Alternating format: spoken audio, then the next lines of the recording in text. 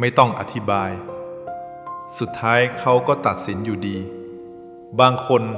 เขาไม่เคยถามด้วยซ้ำว่าความจริงเป็นยังไงแต่ก็เลือกจะเชื่อในสิ่งที่คนอื่นพูดเขาไม่เคยฟังเรื่องของเราเลยเพราะในใจเขาตัดสินไปแล้วอย่าพยายามอธิบายกับคนที่ตั้งใจจะเข้าใจผิดตั้งแต่แรกเพราะต่อให้พูดแค่ไหนเขาก็ไม่ได้อยากเข้าใจอยู่ดีในวันที่เราโดนพูดถึงในมุมที่ไม่จริงมันเจ็บแต่มันก็สอนให้รู้ว่าไม่ใช่ทุกคนที่เห็นเราตามความจริงบางคนเห็นแค่ตามที่อยากจะเห็นเท่านั้นและนั่นไม่ใช่ความผิดของเราเลยจำไว้นะเราไม่จำเป็นต้องอธิบายชีวิตให้ใครฟัง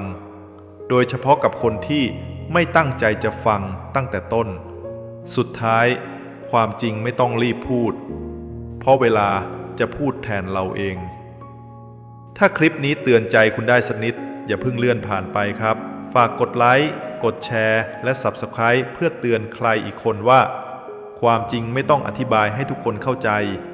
แค่ใช้ชีวิตให้ชัดก็พอ